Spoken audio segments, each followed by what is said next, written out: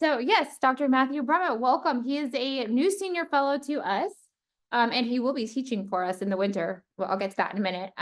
He graduated from the University of Dallas with a PhD in philosophy. He is now a middle school teacher and an affiliate professor in the MA program at UD for classical education.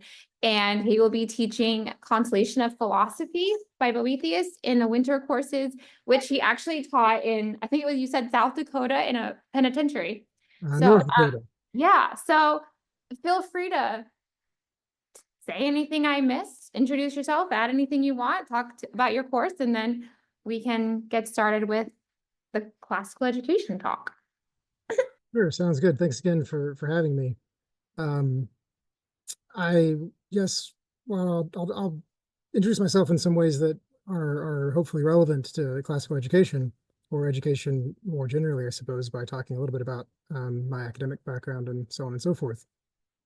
And maybe I'll note right off the bat that I'm not someone who's been involved in classical education firsthand in terms of like teaching or as a headmaster, but I've known a lot of people in those positions and from different programs and so on and so forth.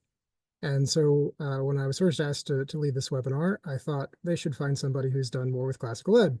But then I thought, I've been watching from sort of the outside for, a good decade or more.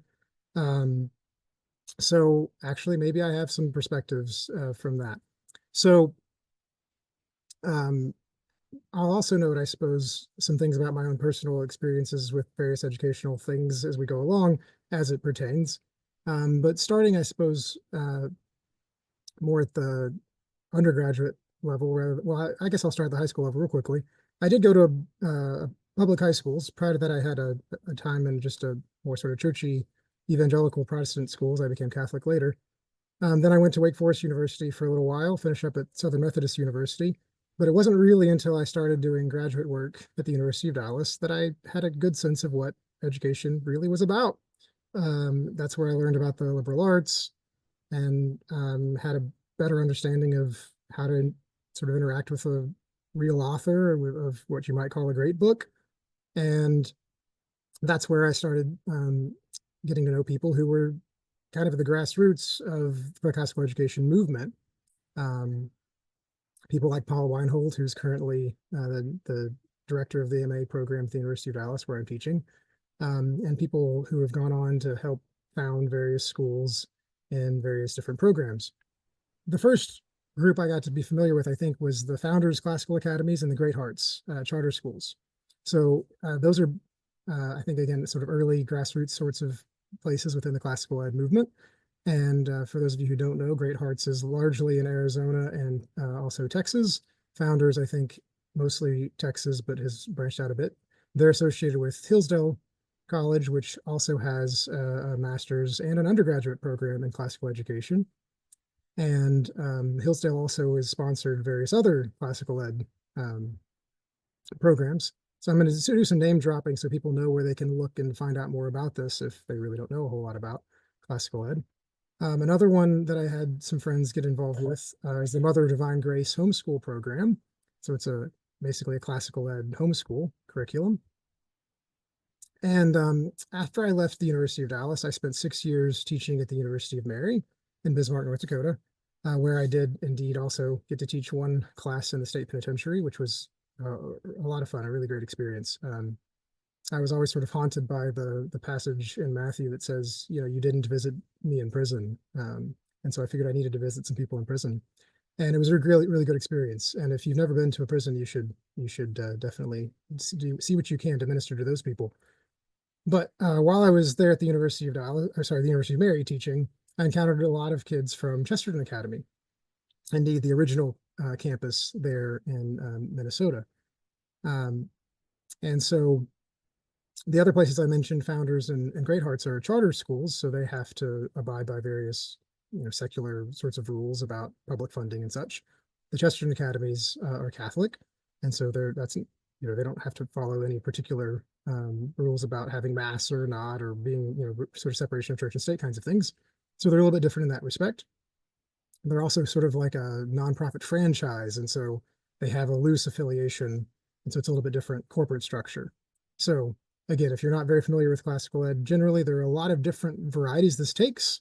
There's the Great Hearts, which is basically a school system that has a lot of admin and so on and so forth. There's the Chestertons, which is again kind of like a franchise. And then there are a lot of independent places that I couldn't possibly name all of them, even if I knew all of them. But there are lots that are just independent standalone schools. Again, I'm teaching at the University of Dallas's Classical Education MA program, and so there I've gotten to meet some students who've done classical ed with various religious traditions. I'm mostly familiar with the Catholic side of things, just because I've spent my teaching career in Catholic institutions. But we've had students from other Christian and non-Christian backgrounds in various classical ed programs as well. So it's something that often has a Catholic or more broadly Christian approach, but also, would be open to people from any and no religious backgrounds as well. I already mentioned Hillsdale College has a place to be familiar with as being involved in classical ed. Another one, just in the sake of naming different places that you could look for more information, Belmont Abbey College has a Master's of Classical and Liberal Education that I think they're just now starting up. I'm not sure if it's actually, if they have students, this is the first semester that they would be doing that. And the Augustine Institute has an MA in Catholic education, which has classical sort of leanings, I suppose you might say, and has courses in classical things.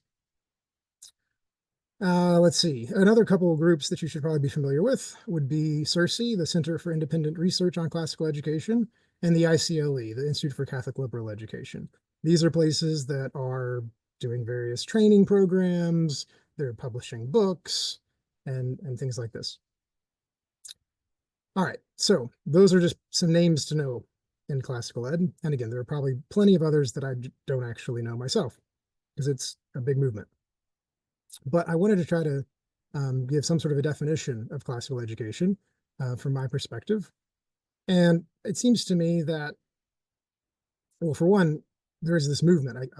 I've referred to the classical ed movement. So there is classical education, and then there's this sort of movement where you have people who are getting excited about classical education and starting schools and having conferences and so on and so forth. And there may be some difference between those two things. Obviously, there's some overlap. But this movement, I think, in some ways is a reactionary movement against problems in public schools or even other private schools.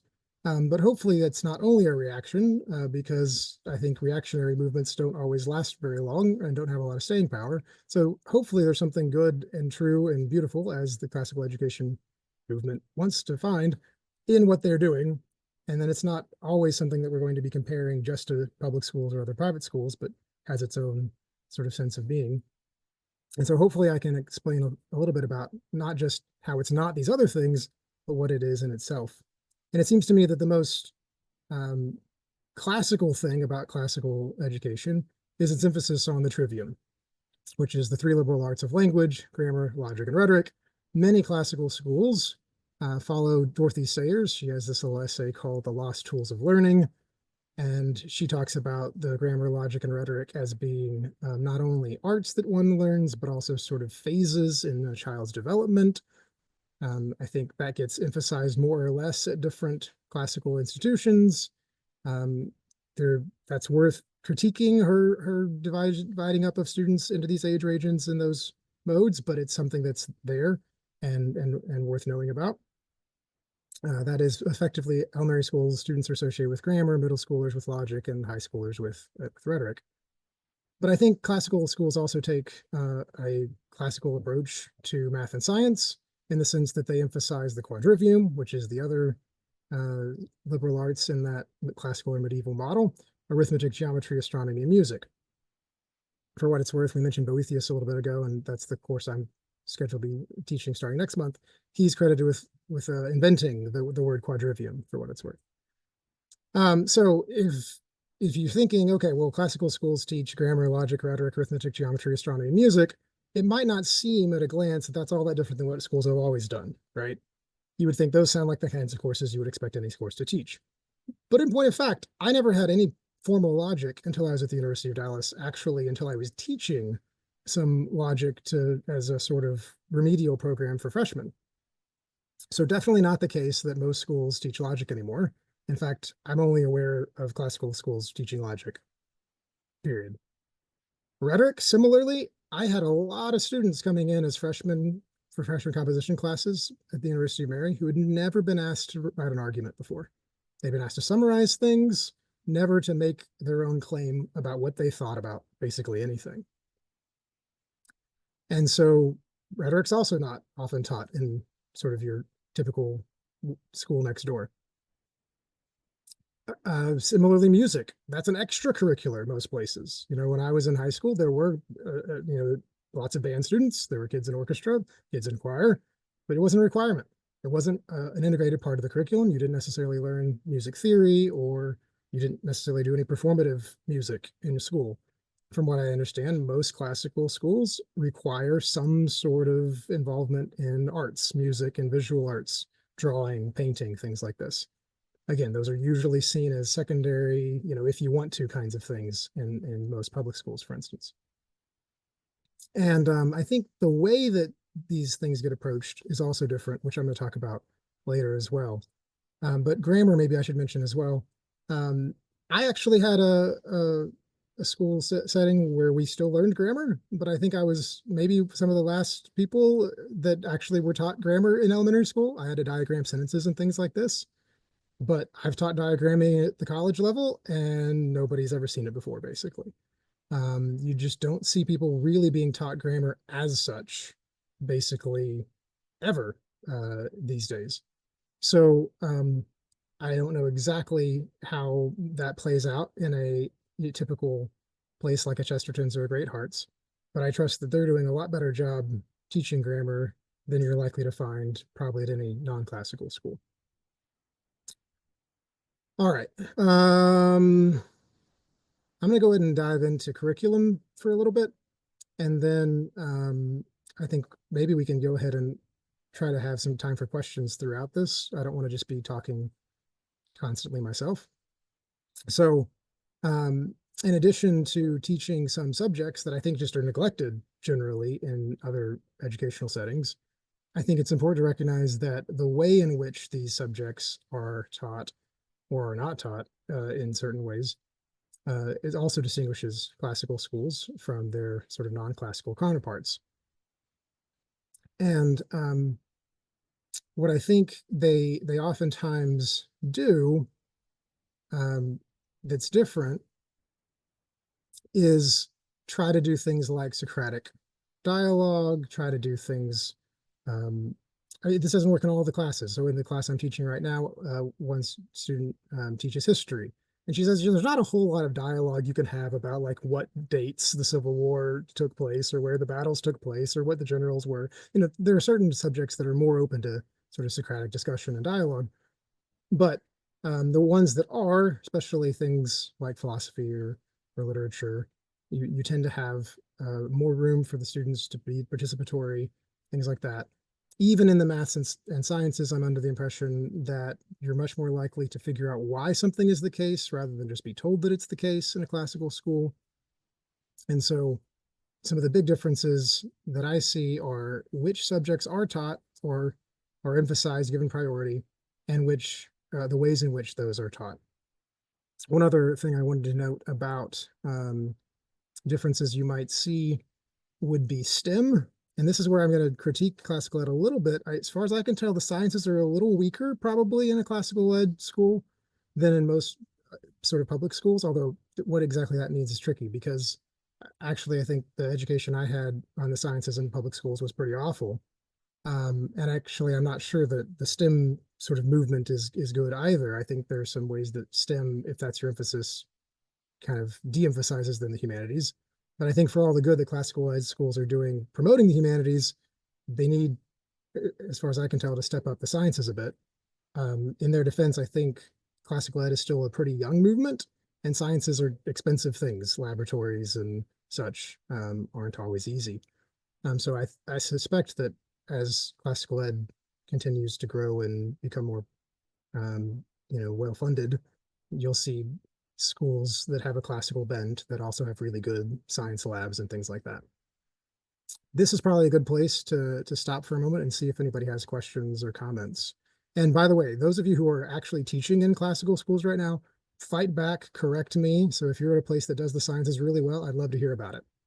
Matt, what kind of school is it that you're sending your kids to and you're kind of teaching at?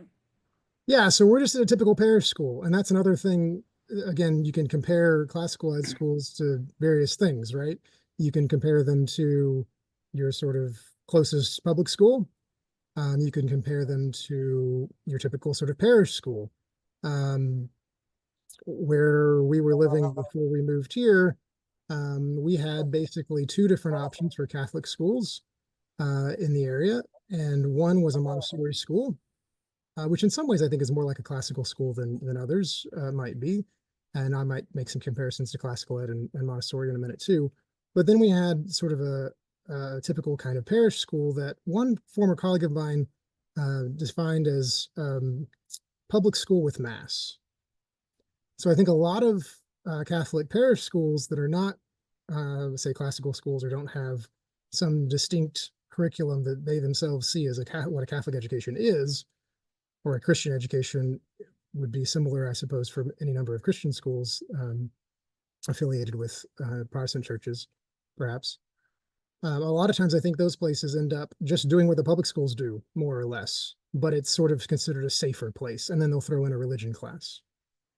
Um, and so the school that we're at right now, more or less, seems to me to be, a safer place than the public schools, as the parents understand it at least. And there's a religion class and there's a weekly mass, but the curriculum as such, I don't think is any really different than what you would have in the local public school. And so that's something we're thinking about, what that means for us. And we would, if I think if we had our other things being equal, if we had a situation where we could have our kids in a Catholic classical school, that's what I think we would do. Um, but as I'm going to say it later on too, obviously people have to choose which school they send their kids to based on all sorts of factors, not just curriculum, but obviously location and costs of various kinds. So that's where we're at. Follow up, Matt. Do you see so I'm also a public school survivor, and there was no real um outside of maybe some generic patriotism, like learn to love your country a little bit because we're in the South, there wasn't really ever a place in my public education on moral formation, really. Right. Do you see the classical education tradition as having a greater space for that? And could you maybe talk about what you think the strengths are of moral formation and the systems you've worked in or looked at? Right. So one of the things that I was going to say later, but I can at least preview it now. I was going to say that actually I think the best or most important thing about classical ed at the end of the day is that it does, generally speaking, I think, attempt to teach virtue and habits both of mind and social interactions and so on and so forth. Um, I don't think I ever really heard the word virtue basically until I got to the University of Dallas as a graduate student.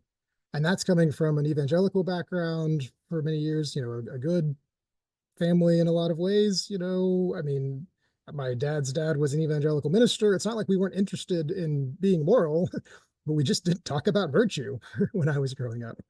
Again, I went to for the first, well, through seventh grade, I went to a little evangelical Christian, sort of generically non-denominational kinds of school at a little Bible church. And I think maybe in a sixth through eighth grade boys Bible class, we might have had a book that talked about virtue. I remember it talked about integrity, but people just didn't seem to talk about good habits and what it would mean to actually have moral formation or to have virtue. And so I think that's not even oftentimes present in probably Catholic or Protestant schools that are not more classically oriented. Um, and in this sense, the classical schools are oftentimes going to be relying on more Aristotelian sorts of understanding of virtue, not only Christian understandings of virtue. And I think that's one of the differences that a lot of Christian schools that don't have a more classical leaning just don't have that connection to, say, the cardinal virtues. They might talk about faith, but they might not talk about prudence. And so I think classical schools are much more likely to encourage students to be virtuous and to use that kind of language to talk about, say, the cardinal virtues, to talk about courage, for instance. I mean, frankly, we were just doing at the school I'm teaching at some training for, basically violent intruder. What do you do if somebody comes in with a gun? Which is a strange conversation to have with, young children, right? And it's awful that we have to have these conversations. But part of what occurred to me in that whole process is telling students, to jump out a window or to throw things or to block a door. That doesn't help when they don't have courage, right? Because in the moment they're going to be scared. And so I've heard of crazy things happening. I think it was Sandy Hook, where it was like a 10-year-old or something did stand up to the gunman, lost his life for it, but saved the other kids in the classroom. I don't know where that came from for that kid, right? What were those parents doing that made that kid so courageous? But unless we have kids that have courage, they're just not going to stand up to violence, right? They're not going to know how, even if we tell them this is what you do, or this is how you stand up to a bully. If you don't have the virtue of courage, even knowing that you should do that thing doesn't prepare you to do it, right?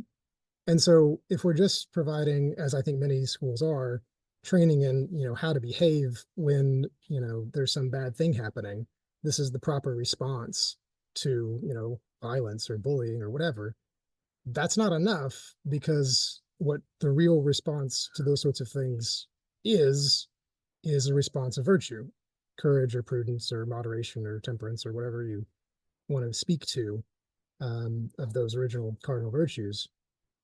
And again, I just don't think that sort of thing is being taught pretty much anywhere else. I'm going to go ahead and move into talking a little bit about something that's, I think, similar. It's speaking also to habits, and that's about classroom management, or pedagogy, depending on how you want to pronounce that, but how you teach students, right? There's what you teach and then how you teach, right? And I think how teachers conduct their classes have a lot well, there's a big difference often, I think, between how a teacher conducts a class in a public school, or maybe a parish school that's not classically oriented, and a classical school. I'd already mentioned that they tend to prioritize the humanities. They might emphasize Socratic discussion, things like this. Less likely to focus only on lectures, for instance. I already mentioned that they are likely to encourage students to figure out how or why something's the case, and not just that it's the case. Similarly, they're more likely to use sort of real books, full-length texts, primary sources, not just textbooks. If you're in history class at a classical school, you're probably more likely to go read the Federalist Papers or something like this, rather than just a history textbook that tells you about the Federalist Papers. Similarly, you could apply the same sort of logic to any book. You're more likely to encounter an actual book about geometry like Euclid's Elements in a classical environment than just a textbook on geometry. Although I think with the maths, you oftentimes do have to have some sort of practice sheets and so on and so forth. But one of the things that actually I was just having a conversation with the principal of this Montessori school that's near where I was living a few years ago. It's as far as I know, one of the few Montessori high schools probably around these days. But he said he started calling his students Mr. and Mrs., whatever their last name is, and not calling them by their first name, because he thought that made the classroom a more formal sort of space or environment. And indeed, that's something that at least the one campus of a Great Heart school that I got to sit in on a class for one time, I already mentioned Paul Weinhold, who's now the director of the MA program at the University of Dallas. When he was a headmaster at, I think, North Phoenix Prep in the Great Heart system, I was able to sit in on a class actually taught by a PhD in Lit from the University of Dallas. That's probably another thing that's more common in classical schools than in the other kinds of schools, is you're not all that unlikely to find someone who has graduate degrees, maybe even doctorates in their discipline. I know quite a few people who have PhDs from the University of Dallas who are teaching in high schools, but they're, as far as I know, all going to be classical schools. You just don't really tend to see people with PhDs teaching in a public high school, for instance. But it's not all that uncommon in the classical schools, particularly places that have connections with UD. But getting back to this, speaking to students by Mr. Mrs. and their last name, They also there, the students had to do that as well. They had to refer to each other by Mr. and Mrs. last name, not, you know, Jane or Bill. They would say Mr. Jones or Miss Smith. And I think that small thing elevates the formality of the classroom space, right? It tells the students you're in a space where you're doing something different than you're doing on the playground or the sports field or at lunch, where I'm sure they revert to calling each other by first names. And that small thought that has to go into remembering to tell your neighbor, you know, Miss Smith, not Jane, suddenly I think reminds you this is a different kind of environment, this is a different kind of space than we're in when we're not in this room, right?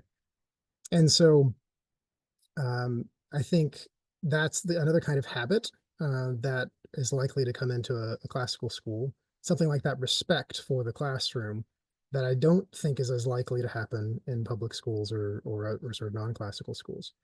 To be clear, I'm sure there are all sorts of teachers in all sorts of schools who are really good about having their classroom be a great space that the students respect and have a great, you know, persona or good classroom management or whatever. I just don't think there's the culture of that kind of a classroom space as a general rule in most public schools. You hear horror stories of students, you know, throwing desks and things like this in some schools, right? Um, that's pretty awful, right? Now you don't want to compare, you know, a good thing to the worst example of a thing, but you know, hopefully that's not happening in classical schools. That would really shock me if classical ed's environments are having students throwing desks across rooms, right? I just think that the respect that everyone seems to have for that space is going to spill over even to those students who maybe aren't immediately as inclined to be excited about learning. On that note, there's a book that's supposed to be coming out, I think, at the beginning of next year. That Paul Weinhold's has a Substack called Classical Ed Review. Some of you might be interested in that if you've not heard of it. But he recently had a sort of guest entry by this person named Mandy Girth, who's publishing this book called With Thoroughness and Charm. And she's talking about, in this book that looks pretty interesting, but since it's not out yet, I haven't read. She's talking about, oh, sorry, I had a lamp fall over here. She is talking about what she calls liturgies and catechisms in the classroom, basically developing a classroom culture by doing things like forming habits, beginning with prayer or having songs that you sing, or this reminds me of something that Dr. Papadopoulos at the Wyoming Catholic College, who was taught a couple courses for AMI before, he said he started doing this thing where he would kind of distill what the main things he wanted students to learn in the course, and they would recite those at the beginning of every class. Like these are the sort of main points that we're going to try to accomplish or get to know. I don't remember exactly how he did it. If it was, I think in some cases, a quotations from the books they were reading or principles or whatever, but he had certain things that he would make sure the students were sort of remembering. This also reminds me of something that Scott Kreider at the University of Dallas would do. He would begin his classes with a drill where he would sort of, what did we do last class? And he would sort of ask a question, you know, can you remember these things? Can you remember these things? Can you remember these things? And as the semester would go on, he'd be drilling you over more or less the entire semester. You know, they'd only take 5 minutes or something, but he would reach back and see, do you remember these things? Right. And so just little ways in which you keep track of where you are in the year or what you're learning. And again, just get you into that sort of classroom mode. Again, I don't know if you're likely to find those sorts of, to use Manny Girth terms, liturgy or catechisms in most other places. This idea that you're going to create habits and have sort of rituals that you participate in that create this culture, again, of respect for the classroom, of the other students, of the teacher, so on and so forth. And indeed, Michael, this is where you sort of preempted what I was going to say. This, I think, is probably in some ways maybe even more important than the curriculum, what distinguishes classical schools from what you might sort of call conventional ones or our modern sort of standard school. Just the care for the classroom, I think, is a lot higher as far as I can tell in a classical place. Again, I'm sure there are teachers in all sorts of places that do a good job of this, but just as at the school level, I think classical ed does this really well. I also think this comes out of a place where classical schools tend to encourage good collegial relationships between the different teachers. I think a lot of places, again, hopefully in, whatever public school might be near you, you have teachers that talk to each other and are friends and know what the other person's up to in their classes. But I think oftentimes that's not the case. Whereas when I've talked to people who teach in classical schools, they are really happy to be there because of the colleagues that they have, because they feel like they can have intellectual conversations with the other teachers. They can have real friendship with the other teachers. And indeed, I've been at various like Sunday brunches with people at the University of Dallas who were teaching at these places, and they are all friends. They clearly like each other, enjoy being together. They're at this Sunday brunch together as well as teaching together. Those sorts of relationships, I think, are really important because it makes it easier for a teacher to teach the things that are maybe not as easy to teach, like grammar or logic, the things that most schools aren't teaching because they're hard to teach in some ways, because the students don't want to learn them because they think of these things as being boring. For one, I was going to note that if your students think something you're doing is boring, you're probably not, showing how interesting it is. You're probably not excited enough about it. But that can be hard, to be fair, for those people who are kind of left out on their own or feel like they're by themselves. Whereas if the whole school's culture is encouraging things like we do logic here, we do grammar here, right? And if you just sort of know that's what we do here, and you're not the teacher who's weird and expects students to do things that are hard, then that's really an encouraging way to be involved in what you're doing when you have that support from people around you.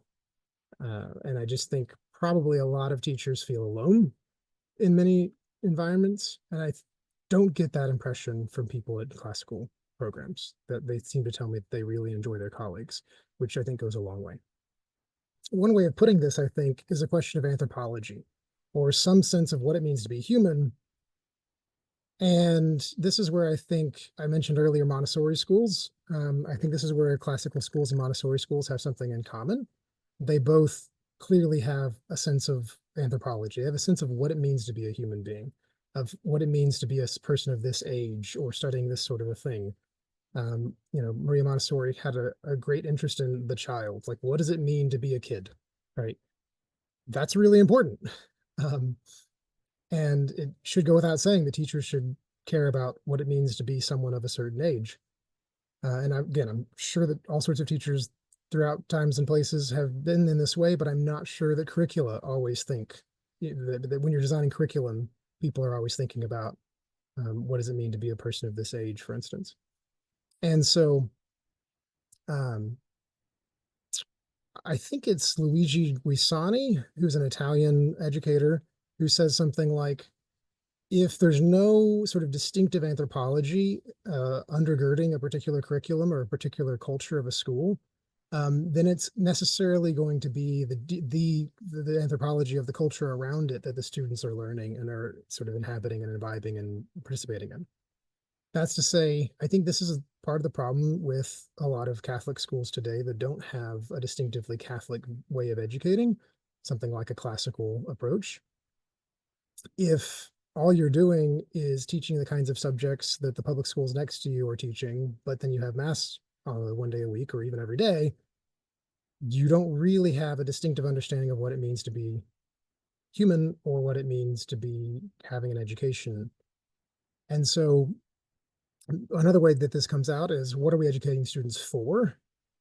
So Michael, you noted that, at least when you were growing up in the South, indeed, I remember when in Texas, there became a law while I was in public schools in Texas that they had to begin the school day with Pledge of Allegiance and a moment of silence, for instance. So that's a kind of liturgy of sorts that we're talking about what I was earlier. But like you say, that's only sort of for patriotism, right?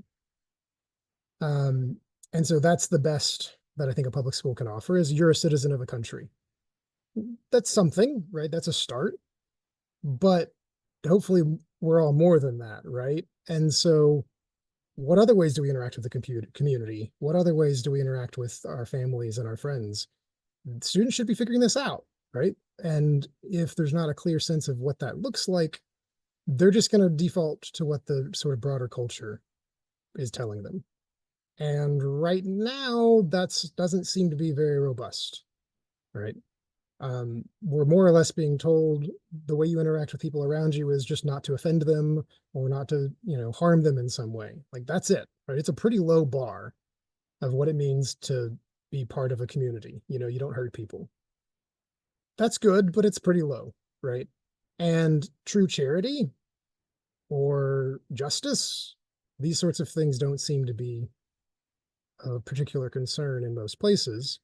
Again, speaking to questions of virtue, more likely, I think, in a classical school to have people say, what's justice? You need to treat the people around you with justice.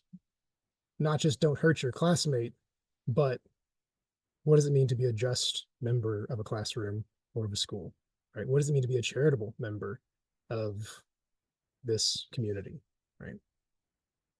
That's just not the kind of conversation you're likely to have, I think, in most public schools, for instance. So again, I think there's a question of anthropology. What does it mean to be human, and why are we educating these students in the way we are? What do we want them to be when they grow up, so to speak? There's an interesting moment in a book called Unbinding Prometheus. Donald Cowan was the third president of the University of Dallas, and this is his book on education. And he talks about educating students for who they'll be in 30 years. So he's talking about at the college level, what does an 18-year-old need so that when that 18-year-old is 48, he or she is prepared to, become, the CEO of a company or the pastor of a parish or, just the head of a family.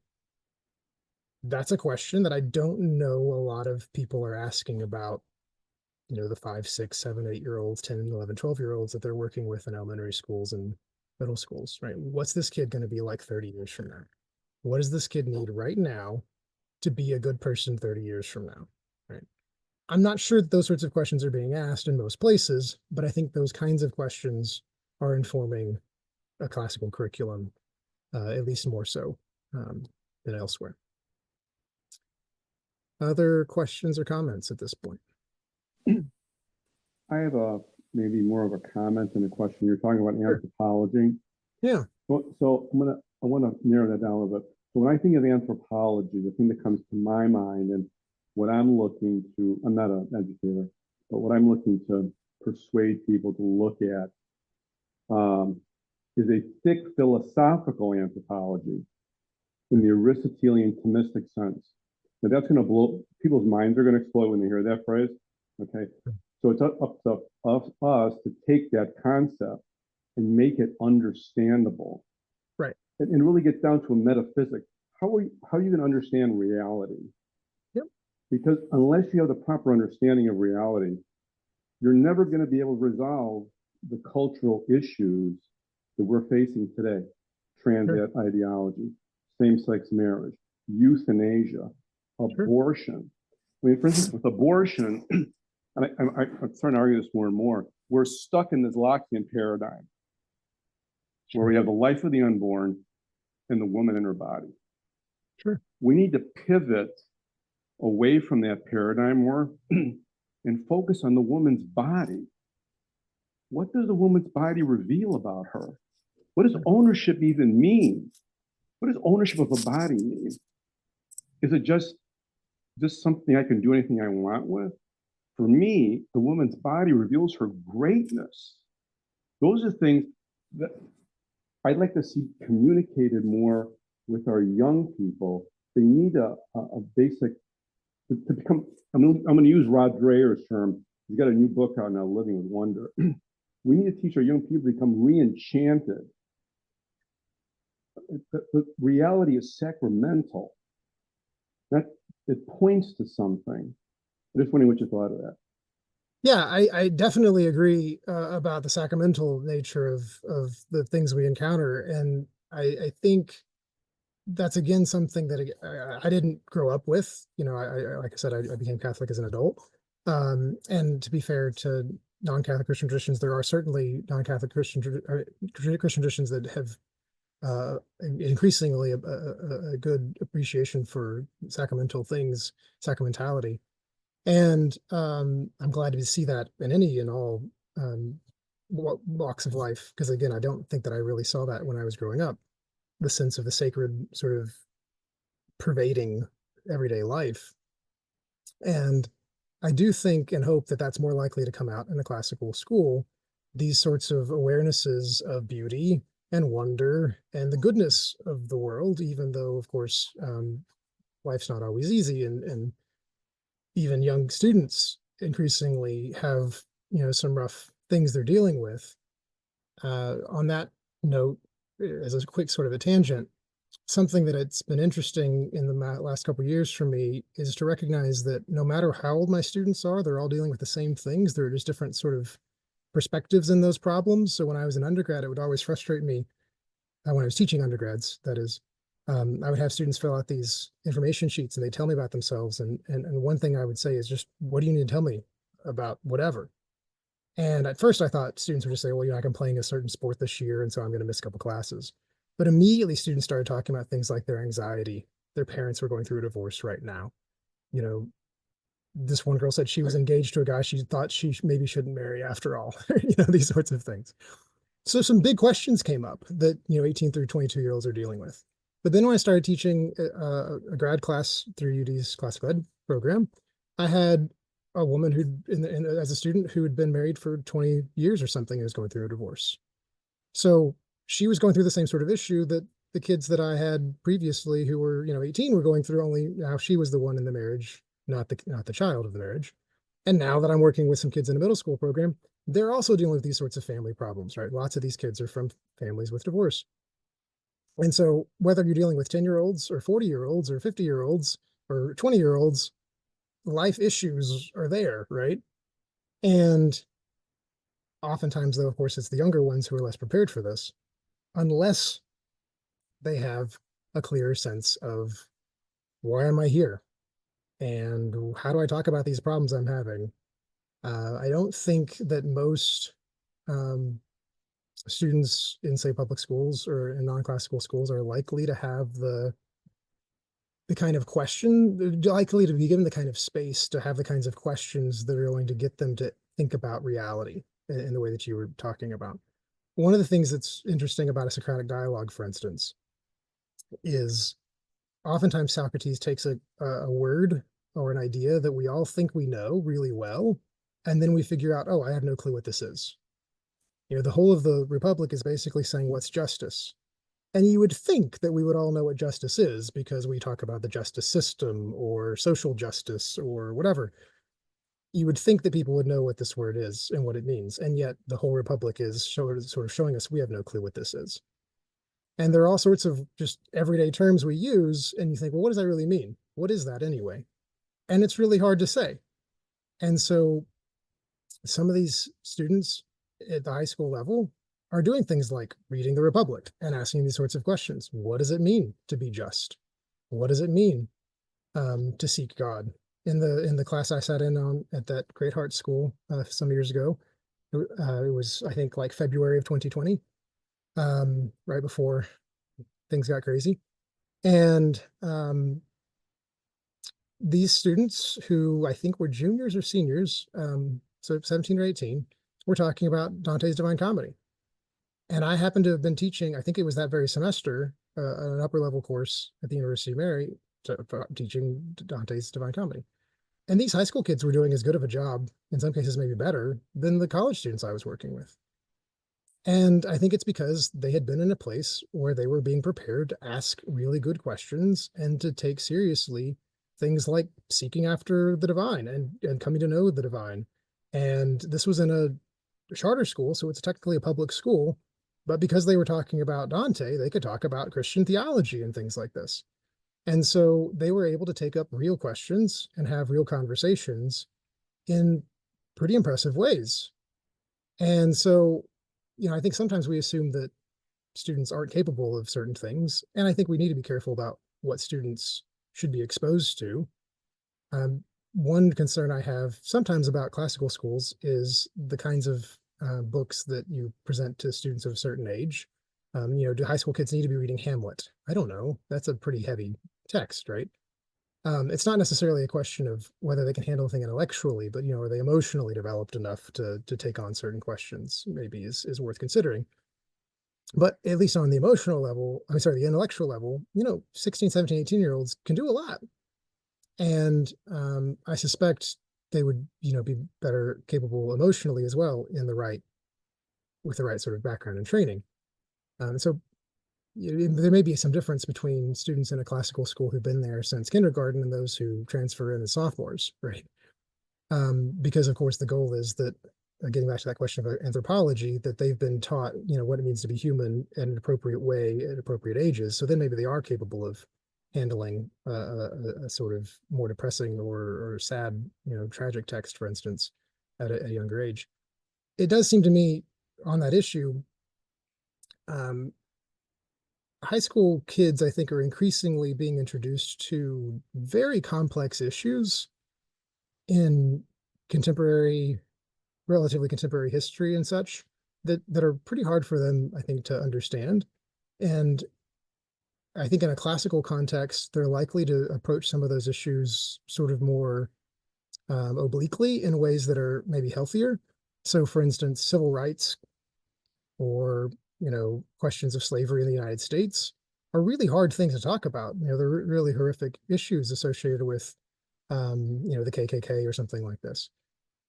When is it appropriate to talk to students at different ages about some of the horrors that humans have done to each other, right? That's not something I'm necessarily qualified to answer, but it's something we've got to be thinking about rather than just teach World War II. Well, how do you teach it to different ages? What's appropriate to teach at different ages? These are questions, I think, that are hard to answer if you don't have an anthropology, if you don't have a sense of what it means to be human, what you're educating the student for, what they can handle emotionally, spiritually, intellectually. And I think sometimes public schools have gotten into the mode of sort of tearing things down or showing what's ugly rather than building things up and showing what's good. Now, interestingly enough, education oftentimes is a time to question and challenge things. And I think oftentimes the college experience is a good time for students to start figuring out, okay, was the way I was raised a good way? Was the community I was raised in right about things? Do I believe things that are true? Those are good questions to have at the college level. But I think it's tricky to try to get really young kids to start questioning and undermining things. I'm not sure that 13-year-olds need to be encouraged to sort of be doubting everything or be cynics, right? I think there's a lot to be said for beauty and goodness and building those things up in young kids. And I think, as far as I can tell, classical schools are trying to do that and trying to encourage students to see themselves as valuable and to see the things in this world as valuable in ways that are robust and not trite.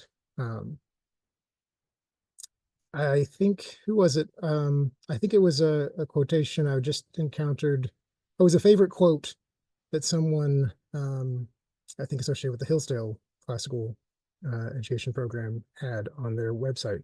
And it was something from Aristotle about, to understand what it means to be human isn't just to recognize that, we have a certain body or we have these certain rational capacities, but that we're meant to be modeling ourselves after the immortals, right? We're supposed to be trying to be better than just mortal or just animal, but to be godlike, right? And indeed, in the Christian tradition, the goal isn't just to be good or something like this. It's to become holy. It's to become godlike. That's something that's hard. Like you say, if you start talking like that in a sort of typical school, people are going to look at you like you're crazy. To talk about the soul in a typical education, in a typical public school, isn't going to get you very far. People aren't going to really know what you're talking about. To even say that a human is an embodied soul, that in and of itself is not likely to be something that a lot of people in a public school necessarily really thought about or would agree with. And so even just having what's not even necessarily a Christian, I mean, it is, but also a pre-Christian idea that you have to pay attention to both the body and the soul of the thing, this human person. That's something that's likely to show up in a classical school and not as likely to show up elsewhere. So that was a lot. Hopefully not too long-winded of a response there, and I hopefully something of value there for you. But other thoughts or comments on these sorts of issues?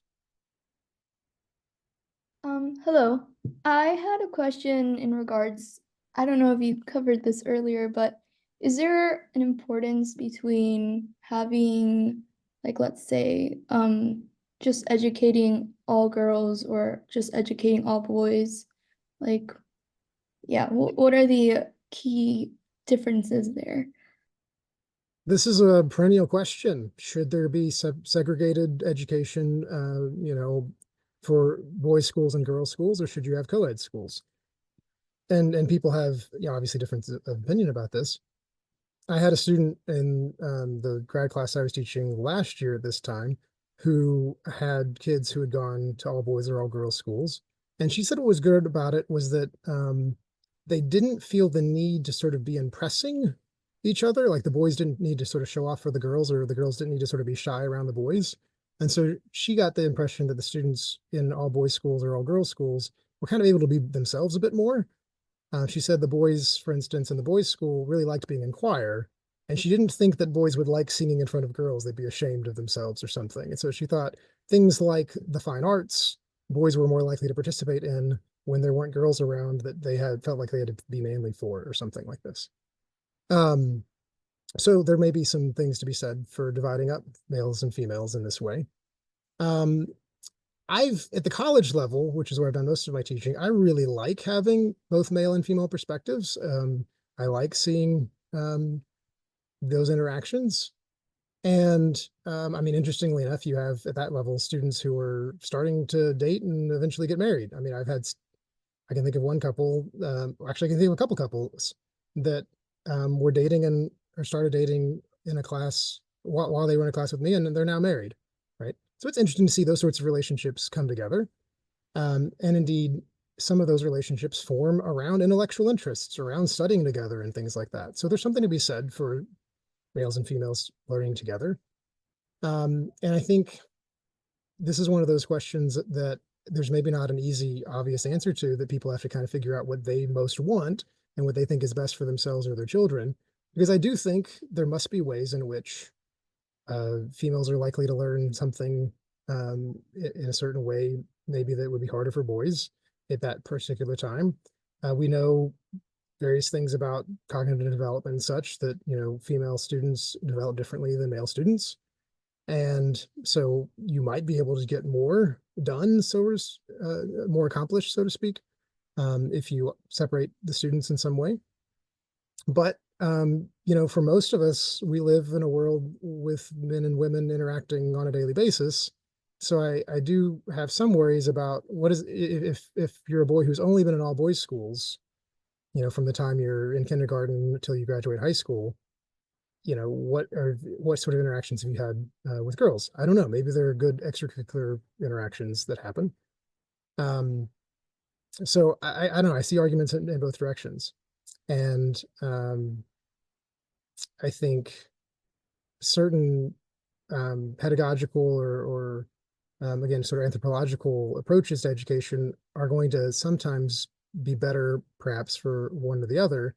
Some people have suggested that Maria Montessori's approach to education, which I mentioned earlier, is maybe better for females in some ways, that she as a woman sort of understood what it meant to be a woman, maybe better than she understood what it meant to be a boy or to be a man.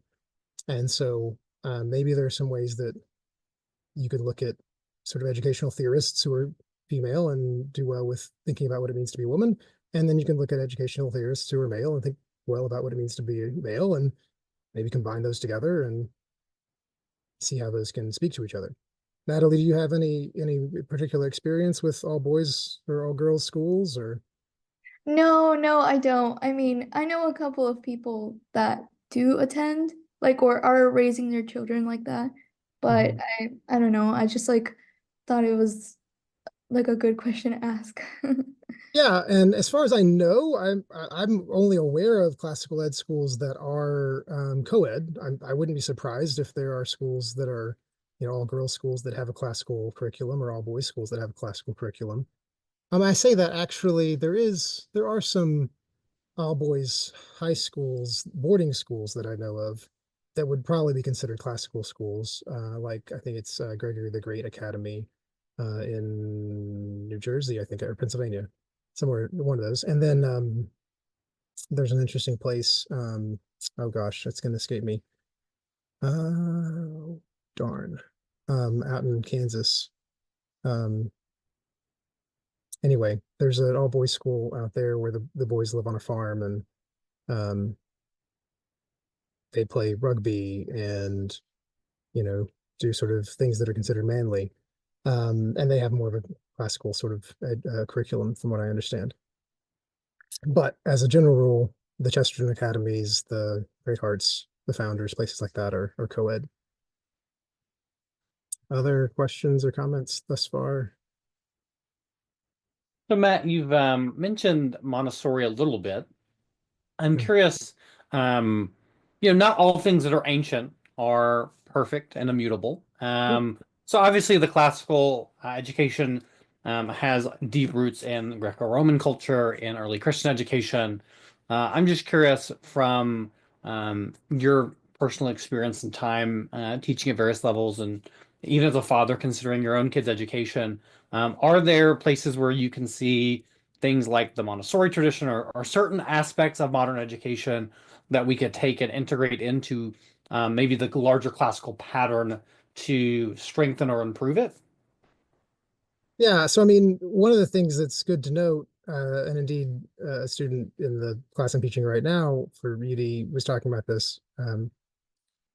Clearly what classical schools are offering is not the education that Socrates received or gave. It's also not the education that St. Thomas Aquinas received or gave, right? This is not a classical or medieval education as such. It's one that's sort of inspired by these things and tries to incorporate certainly texts from those time periods in ways that's not likely to happen, although of course not impossible at other schools. Um, it's much more likely at a typical public school that you're going to read a textbook that was written 10 years ago or last year, as opposed to a book that was written 2,000 years ago or 3,000 years ago or 500 years ago. So you do typically have a greater sense of tradition, I think, in classical schools.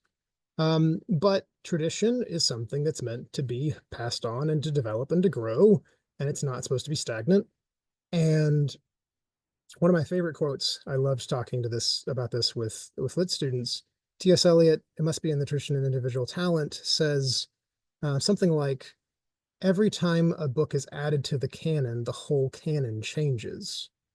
And what he means by that is something like, um, once you've read Virgil, you can't read Homer the same way. And once you've read Dante, you can't read Virgil the same way. And once you've read Milton, you don't read Dante the same way. Right. So um, I really like Dante, but Milton's really great too. Milton, in some ways, probably didn't really like Dante. They have very different sort of views of the world. Again, different anthropologies in a certain respect. They share a lot too. This is where C.S. Lewis's I can't remember what the title of it, but the preface to the translation of I think it's Athanasius's On the Incarnation. He has this preface that talks about the value of old books, basically. And I think it's in that he says, from an outsider's perspective, when he was atheist, for instance, he noticed similarities in all Christian tradition, all Christian authors who seemed to have such differences. Had this sort of same, I think he says they have this sort of same taste, right? But there are really big differences between what Milton thinks about God and what Dante thinks about God. And so you could say, well, if you like Dante, you shouldn't like Milton or something like this. I mean, but I think that's sort of absurd because what we're at now is a place where all of these books have been written, and to sort of ignore some of them seems unwise.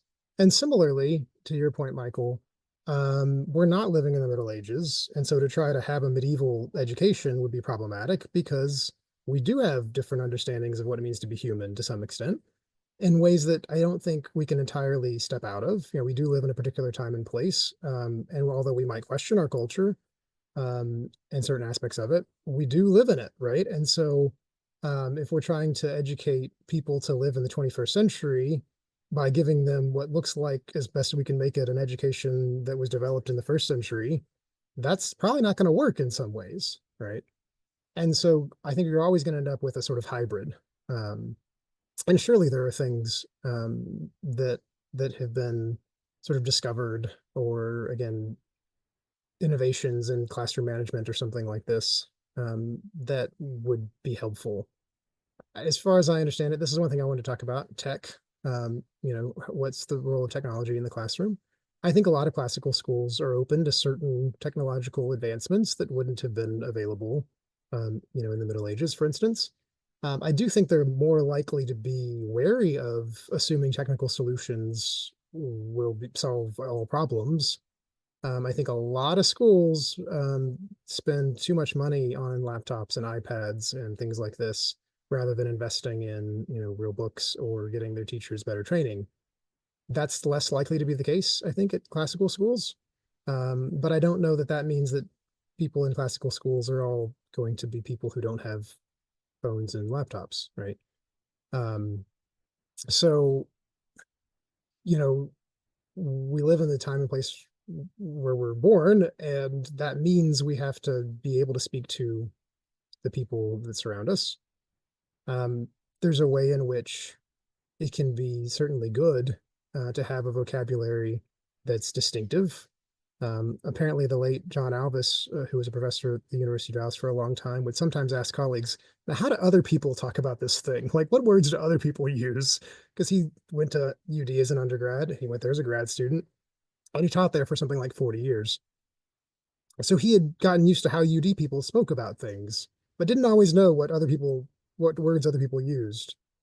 And there's something lovely about that, because, you have a shared language that's oftentimes richer than maybe what the surrounding culture would have, can be very freeing. But you do then need to be able to speak to that broader culture. And so I think classical schools certainly need to be aware of modern things. And many of them, of course, are going to be teaching texts that are modern, right?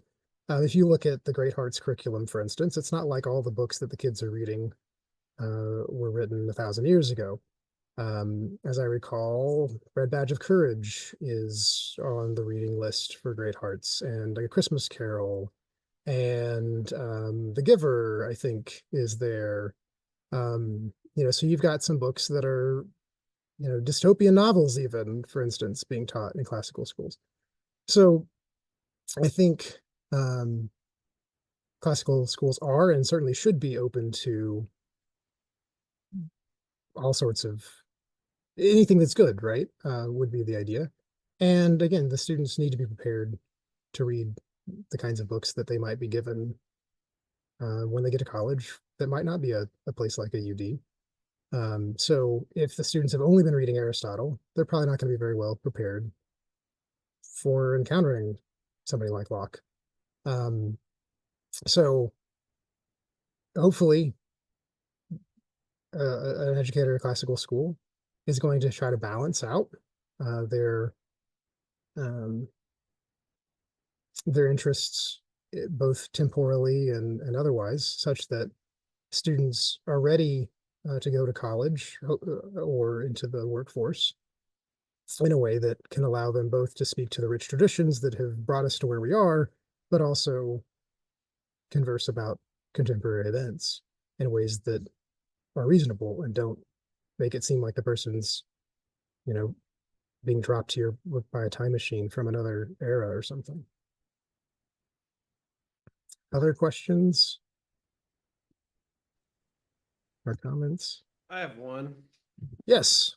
Yeah, this is slightly unrelated, but your prison ministry is really beautiful to me, and especially that you were able to read Boethius. On the practical theme here that we're on, tell us how you got into that, and how, if somebody else has a similar tug on their heart, they might do too. You just show up at the guard station with a book in hand, Yeah. or I'm sure there's some sort of process. But I'd love to Right. hear more about that. It's so beautiful. Yeah, and I'll try to tie that in to what we're talking about here too. Maybe I'll start with that, and then I'll get back to your question. One of the interesting things about teaching the guys, this was one of the case, we had a question earlier about dividing up males and females in education. Well, for obvious reasons, we divide up males and females when we send them to prisons. And so this was a male's penitentiary, so everybody in the group was male. We started up with, I think, 12 people, which was as many as could fit in the room, basically. I ended up with 3 by the end, as it ultimately. I think something like half the guys showed up for the first day and then didn't come back. As I joked, this isn't a population that's known for sticking with good things very well, right? This is part of what got them in trouble, is they, you know, didn't necessarily have the right kind of habits and such. But the 3 guys that really did finish that class, which wasn't just the constellation, but we looked at some other things. But they really were excited about becoming better, and they really wanted to get out of prison and not fall into the same bad habits that they had.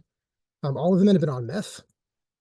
And one of the interesting things that they talked about with respect to the constellation of philosophy, Boethius says some really interesting things about freedom, for instance.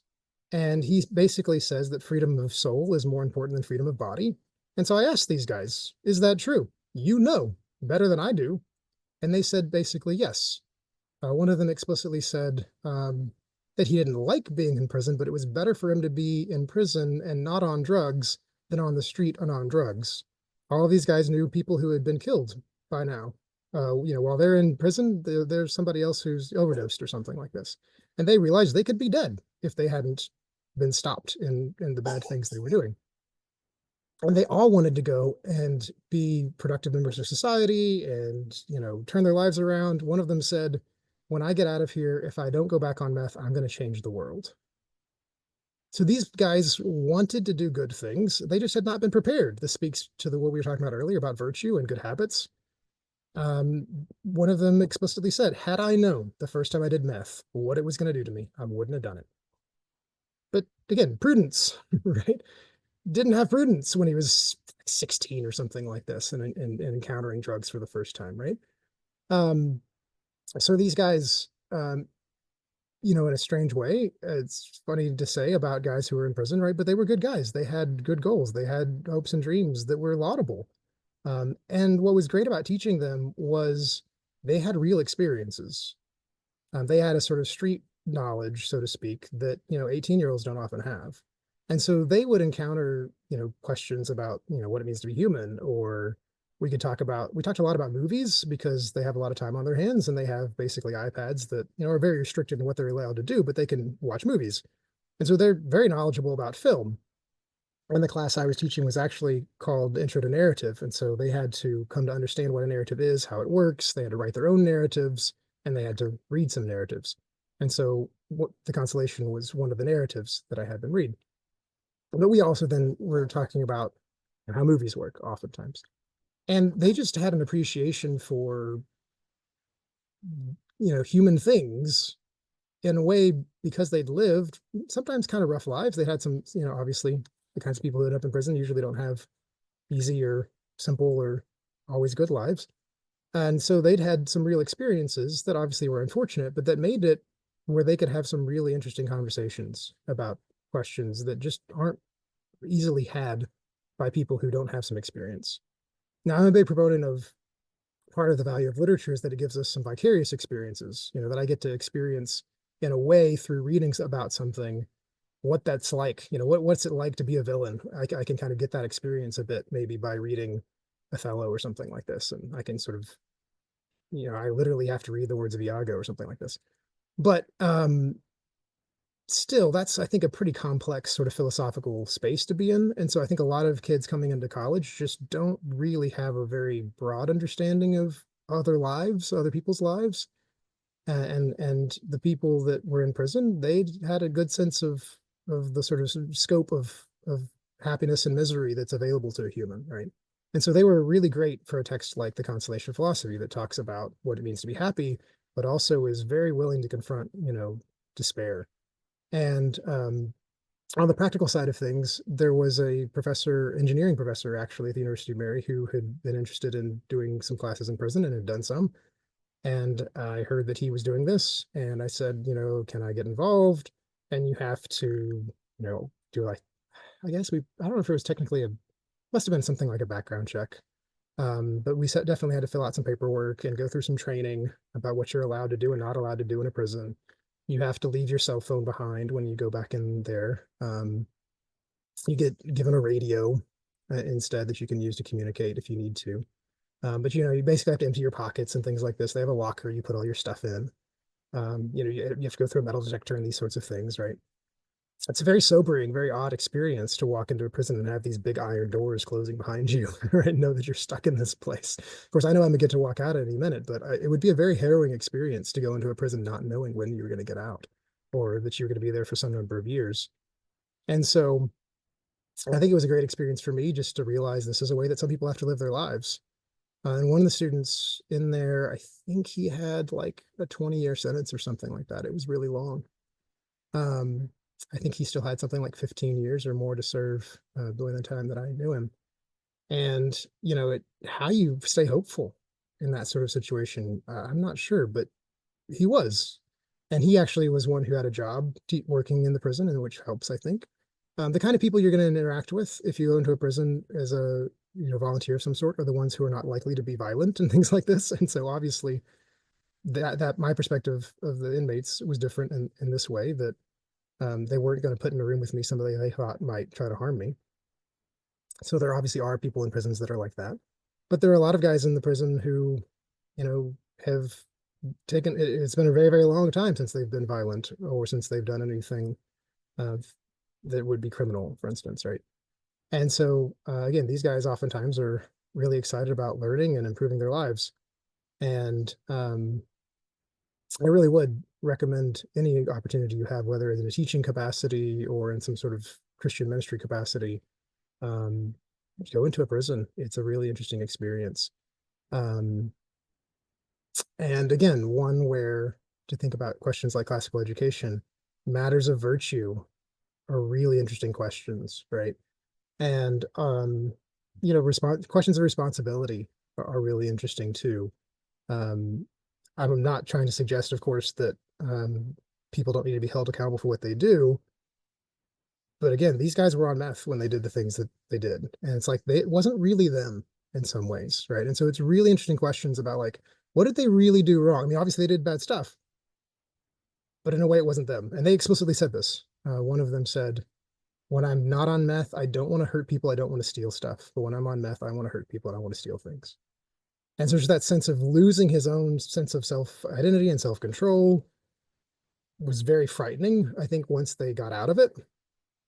And so they were very much interested in what it would mean to be able to say no to drugs and what it would mean to be able to make their own decisions. And these are questions that I think abilities we want to inculcate in students, right? The ability to say no to things that are going to affect their decision making. The ability to recognize that freedom means being able to choose and not wanting to give that up, right? And that's one of the things that I think is really fascinating about, say, the constellation of philosophy, but also something that, say, Dante and Milton agree on. I mentioned earlier that Dante and Milton disagree about some things. But one of the things they really agree on is that from a Christian perspective, human freedom is the most important thing, that's the biggest gift that God gives us. And again, I think you see that in those guys that are in prison. They recognize that it's really important to be able to make decisions that are truly your own, that are not sort of enforced upon you in some way by drugs or the people around you and things like that. And hopefully that's what a good education is encouraging in students. And what I think classical education is trying to do is to get students who are free in that way, able to make their own decisions and seek the good in that sort of Augustinian understanding of what it means to be free. Being free for Augustine doesn't just mean being able to do whatever you want, but being able to do the right thing, right? Having that ability is really important. And that's hard. I think we sometimes assume that that's easier than it is. But if you've not been trained, if you've not been given virtue formation, if you've not read good books, it's really hard to do what's right, actually. It's so much easier to do what's wrong. And so that's where, again, the sense of anthropology comes in, the sense of habits comes in. If you want your students or your kids or yourself to have the kind of education that's going to, be conducive toward virtue and such, it's got to be one that's promoting good habits. And again, yeah, virtue makes one more free because it makes the good easier to choose, right? You're not really free in vice. I mean, habit's a very binding thing. Sure. That's beautiful. Thank you for your testimony. I think we might have time for one more question. I know, thanks for the experiment, by the way. We did this earlier than usual webinars to accommodate our friends on the East Coast. And so Sure. the turnout says it was great. I know this has been beautiful. And we're looking forward to your class. As we collect the last question here, Doctor, would you give us a little sneak preview of your course? Yeah, so basically the class is simply Boethius' Constellation Philosophy, and there are 8 sessions. And so what I decided to do, there are 5 books in the constellation. Books meaning more like chapters, right? It's actually a pretty short work. And so we're going to just have a day of sort of introductions, getting to know each other and such, and then we'll have a day talking about influences on Boethius. We can probably talk a little bit about Plato's Republic, for instance, things like that. And then we'll talk about the different books one at a time over the next 5 weeks. And then we'll end with one day on Boethius' influences on particularly medieval and medievalist authors. So for instance, if you've ever read C.S. Lewis's Great Divorce, but you don't know much about medieval literature, you're not going to know right off what this is, and it's a dream vision. The first time I read The Great Divorce was when I was in high school, and I had no clue what a dream vision was. But then, after studying medieval things, I should have known from the first words of Lewis's story, which is, I thought I saw. The moment you see that, you know you're in a dream vision if you know the medieval tradition. Now, Boethius doesn't begin with those words, but he does inaugurate this idea of a dream vision. The idea of, now he's not the first person to do this kind of thing, the idea of having a guide or something like this. There are other accounts of this. And again, like I said, an influence would be in the Republic, for instance, the myth of Urs is a kind of dream vision. But Boethius is really the one that brought the dream vision genre into the Middle Ages. And you see Chaucer doing this, you see Dante doing this. My favorite poem, Pearl, does this, where you have a guide and a dreamer having a conversation. So Lady Philosophy comes to Boethius and she tells him, how he should be thinking about his life and invites him to sort of reflect on his own life, which has not turned out the way he thought it was going to. For those of you who don't know, perhaps Boethius finds himself imprisoned and ultimately martyred. He's held to be a Catholic saint and a martyr. There were some political issues involved there too. But he basically went from being very, very wealthy and very, very powerful to being executed in a matter of, some months or something.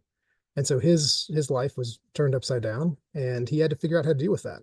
And that's what Lady Philosophy is helping him do.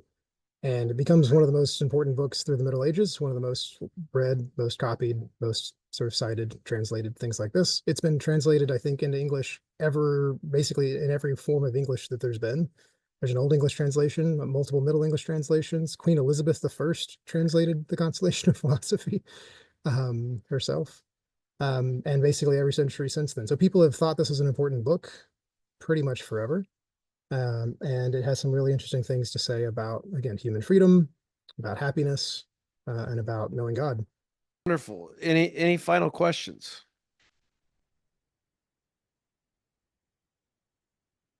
I think you're off the hook, Doctor. That was really well done. And it's so beautiful. I mean, this topic of introduction to classical education could be done 1,000 different ways, right? I mean, if you listen to episode 1 of the Magnus podcast, it's Courtright with a very theoretical explanation. And today it was just so refreshing to hit some practical nuts and bolts that, of course, pointed infinitely upward. But you did a really good job, and I hope everybody enjoyed it tonight. Thank you for being here.